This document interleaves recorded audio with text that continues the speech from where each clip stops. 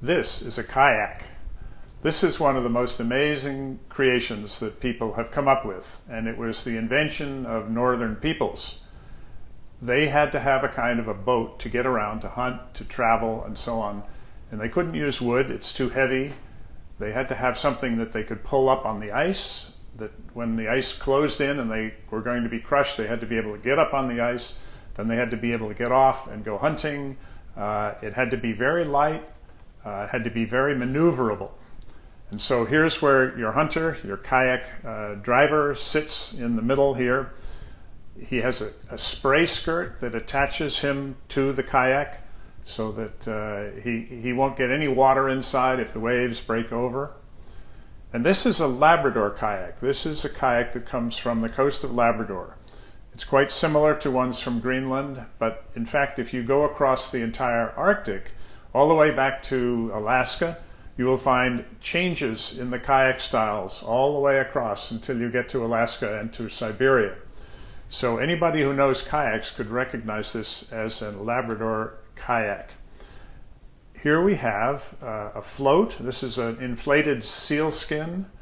And so when the kayaker harpoons a walrus or a whale, this goes throws over in the water, and it restricts the animal from getting away.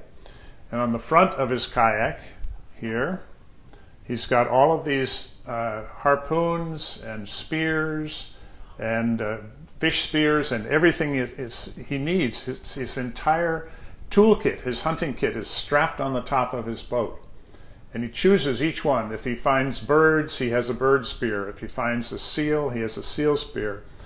And then the harpoon line here. So the harpoon goes into the animal, and then the hunter throws over the float. And when the animal gets tired, he takes the spear and he wounds or kills the animal like that. It's made of seal skin. This is a model that John Terriak of Labrador made. It's made with gut skin, like probably the stomach of a seal. It's almost transparent. In the real life, it would be a seal hide, of a ugric, a bearded seal or some other seal. And it's stretched around a wooden framework that is very light, made sometimes with driftwood, sometimes with pieces of bone. In Labrador, they had plenty of wood, so they didn't have to worry about that. And when the weather got very rough, these kayakers were able to turn this boat completely upside down in the water. And they would be there until the big wave came over or a piece of ice disappeared from them. And then they right themselves again and they could go on with their business.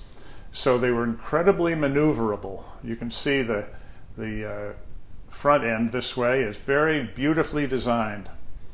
And it's just a gorgeous piece of technology. Some people have compared kayaks to the finest engineering, watercraft engineering ever created in the world.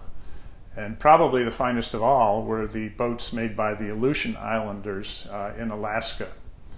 So this Labrador kayak is a very special piece. It's probably the most complete and most beautiful model I've ever seen. So let's go kayaking.